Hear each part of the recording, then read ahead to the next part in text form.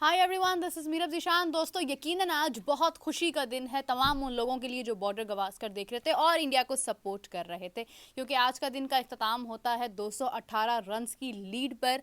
और lead India की जानिब से है ऑस्ट्रेलिया के मैदानों में, पर्थ जैसी ग्राउंड में, जिसको हमेशा से बहुत ही मुश्किल कहा गया है। बहुत अच्छा फैसला किया जसप्रीत बुमराह ने, कप्तानी कर रहे हैं और फैसला बहुत अच्छा किया पहले बैटिंग करने का, क्योंकि ग्रीन टॉप पिच था, उसके ऊपर पहले बैटिंग की। मुश्किलात पेश आई, के राहुल ने भी कल स्ट्रगल किया थोड़ा सा और रन्स मुश्किल से बने, लेकिन 150 रन्स वर मोर देन इनफ।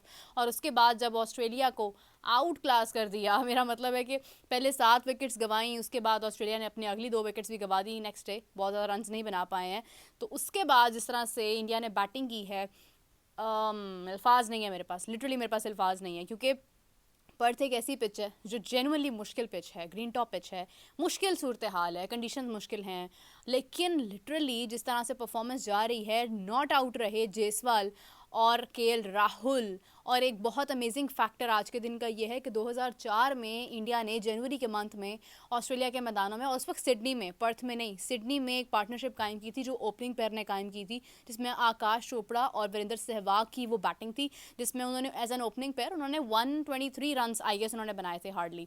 और वो बहुत उस टाइम पर एक डेफिनेटली एक मतलब एक पार्टनरशिप, सेंचुरी की पार्टनरशिप लगी, जिसको बहुत अप्रिशिएट किया गया। 123 रन की पार्टनरशिप बनाई थी। लेकिन आज आपने जिस तरह से देखा कि जायसवाल और केएल राहुल ने 20 साल बाद, इस 2024, 20 साल के बाद उन्होंने पार्टनरशिप बनाई है पर्थ में, जिसको आजकल ऑप्टस स्टेडियम भी कहा जाता है। पर्थ में उन्होंने पार्टनरशिप बनाई है 172 रन की। It is bigger than that. और अपनी सेंचुरी मुकम्मल आज के दिन में नहीं कर पाए हैं जायसवाल, लेकिन कल के दिन में होपफुली 10 रन पीछे हैं, अपनी सेंचुरी मुकम्मल कर लेंगे। और उसके बाद केएल राहुल, जिनको हमेशा से जिन पर नज़रें होती हैं, डेफिनेटली होती हैं, क्योंकि बहुत साउंड बैट्समैन हैं टेस्ट की बात की जाए, वैसे भी he is a very technical man. अगर आप उनको देखते हैं कि वो जिस तरह से ऑब्जर्व करते हैं बॉल को, आउट को, छोटी छोटी चीज़ों को, अंपायरिंग का नॉलेज रखते हैं, मैं तो यही कहूँगी। उन्होंने बहुत ही शानदार अंदाज के अंदर जो वो आज परफॉर्मेंस दी है, 62 रन उन्होंने बनाए हैं, अपने हाफ सेंचुरी मुकम्मल कर ली है। होपफुली कल के दिन में ये पार्टनरशिप कायम रही तो दोनों की सेंचुरी बन सकती है, और ये डबल सेंचुरी का एक बहुत बड़ा रिकॉर्ड होगा जो इंडिया बनाएगा ऑस्ट्रेलिया के मैदानों में, ऑस्ट्रेलिया के खिलाफ। दूसरी जानिब अगर हम देखते हैं तो ऑस्ट्रेलिया ने बैटिंग में तो चलो कर दिया जो कर दिया, लेकिन बॉलिंग में क्या हो गया भाई। मैं अभी स्टैट्स देख रही थी, मैंने लिख रखे हैं ताकि गलती मेरे से बिल्कुल भी ना हो। नथन लियोन, जिनको इन्होंने लगाया और काफ़ी ओवर्स उनसे करवाने की भरपूर कोशिश की है, लेकिन उन्होंने 530 विकेट्स उनकी टेस्ट के अंदर हैं 129 मैचेस के अंदर, यानी 129 मैचेस के अंदर उनकी 530 विकेट्स हैं। और आज वो कोई विकेट हासिल नहीं कर पाए हैं। मेरे ख्याल से 3 की इकॉनमी से खेलते हैं, शायद 2 की इकॉनमी से खेलते हैं, लेकिन आज वो कोई विकेट हासिल नहीं कर पाए। और आपने देखा कि जो अच्छी बात, खैर मैं इस पर भी आती हूँ, अभी दोबारा बात करते हैं आगे बॉलर्स की। मिचेल स्टार्क, जिन्होंने 89 मैचेस के अंदर 358 विकेट्स हासिल की हुई हैं टेस्ट में। Can you believe that? 90 matches, around 90 matches के अंदर आप 360 के करीब विकेट्स आपने हासिल की हों, तो आप एक कितने खतरनाक बॉलर हो सकते हैं। और मिचेल स्टार्क जैसा बॉलर जो वहाँ पर स्ट्रगल करता हुआ नजर आया, एक भी विकेट हासिल नहीं कर पाए। इसके साथ साथ हेजलवुड, पैट कमिंस, अच्छा लबुशेन और ट्रेविस हेड की मुझे समझ नहीं आई है कि इन पे क्यों इतना वक्त ज़ाया किया गया, नोइंग द फैक्ट कि अगर इतने इतने शानदार बॉलर अगर कुछ नहीं कर पा रहे हैं तो इन्होंने बेचारों ने क्या करना है वहाँ पर। खैर अब ओवर्स वो कर चुके थे अपने काफ़ी ज़्यादा। तो अब बात करते चलें अगर कि मसला कहाँ पर आ रहा था, तो मसला उनको यहाँ पर आ रहा था कि कोई गलती की गुंजाइश ना जायसवाल दे रहा था, ना ही केएल राहुल दे रहा था। हम जब मैच देखते हैं ना करीब से, हमें नज़र आता है कि जब बॉलर बॉल करवा रहा होता है ना, तो बैट्समैन की पूरी तवज्जो बॉल पर होती है और वो बॉल को कहाँ कहाँ मार सकता है। मैं मैच पर्सनली इसलिए नहीं देख पाती क्योंकि पाकिस्तान में उसकी लाइव स्ट्रीमिंग नहीं हो रही होती है, तो हम सिर्फ ये आप हाईलाइट्स देख पाते हो या आप उसका स्कोर कार्ड देख पाते हो। हाईलाइट्स भी डेफिनेटली जब मैच जैसे जैसे आगे बढ़ता है तो आप पास्ट इसकी कुछ मोमेंट्स के आप हाईलाइट्स देख पाते हो, तो फिर आप उसको उस तरह से जज नहीं कर पाते हो। तो ये आप लोग मुझे ज़्यादा बेहतर बता सकते हैं। But the fact is that आप लोग कह रहे होंगे कि अगर मैच लाइव स्ट्रीम नहीं हो रहा पाकिस्तान में, तो then why are you watching the match? It's because के चैम्पियंस ट्रॉफी का जो एक सरदर्द है वो एक तरफ है, लेकिन बॉर्डर गवास्कर ट्रॉफी इसलिए भी इंपॉर्टेंट है बिकॉज वर्ल्ड टेस्ट चैंपियनशिप का फाइनल भी सामने है, हमारे बहुत करीब है। एंड डेफिनेटली मेरी इस वक्त यूट्यूब पर ज़्यादा जो मेरे सब्सक्राइबर हैं वो इंडिया से भी हैं, तो मुझे अपने सब्सक्राइबर्स के लिए भी पूरा फॉलोअप रखना पड़ता है। ऑल्दो आईपीएल मैंने बहुत ज़्यादा कभी गो थ्रू नहीं किया, और मैंने इसी के साथ साथ रणजी ट्रॉफी मैंने बहुत ज़्यादा कभी गो थ्रू नहीं की है। काफ़ी चीज़ें ऐसी हैं जो मैं ज़्यादा गो थ्रू नहीं कर पाती हूँ, लेकिन मैं थोड़ा बहुत नॉलेज जो है वो रखती हूँ।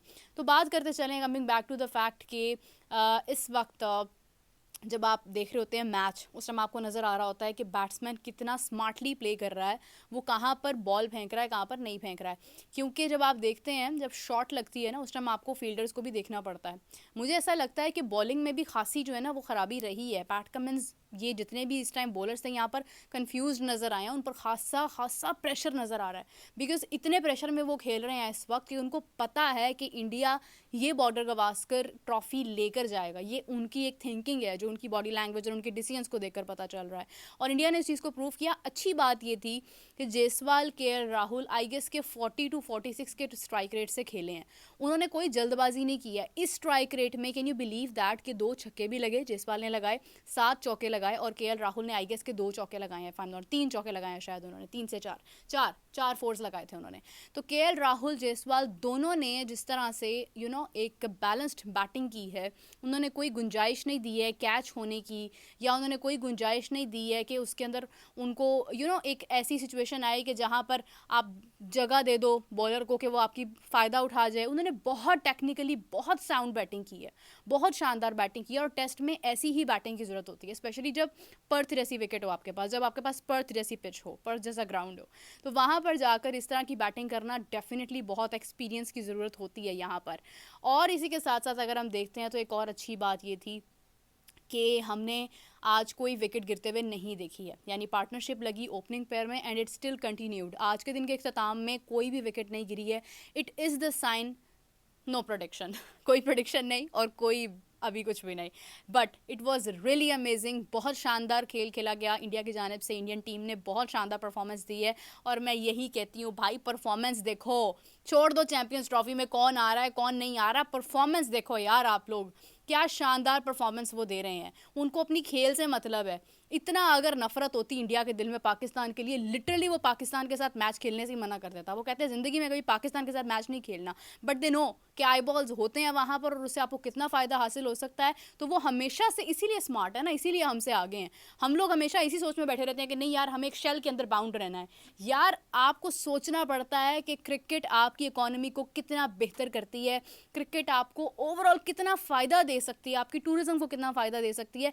एक इंडिया अगर पाकिस्तान नहीं आ रहा तो बाकी इतने सारे कंट्रीज़ आ रहे हैं, डेफिनेटली फ़र्क पड़ता है। अगर इंडिया नहीं आता पाकिस्तान में तो डेफिनेटली फ़र्क पड़ता है। लेकिन आप पूरा टूर्नामेंट विड्रॉ नहीं कर सकते हो। आप खैर अगेन दैट डिस्कशन, अभी शो भी होना है 4 PM और वहाँ पर जाकर यही सब बातें होनी है। So match was really good, बहुत शानदार मैच हुआ। Thank God we have something to watch, something to change our mind, क्योंकि जहाँ पर चैंपियंस ट्रॉफी का इतना प्रेशर है वहाँ पर हमारे पास कुछ और है डिस्कस करने के लिए finally, and it went really well. तो आप लोगों को कैसा महसूस हो रहा है कमेंट्स में ज़रूर बताइएगा। अपना बहुत सारा ख्याल रखिएगा। Take care, bye bye.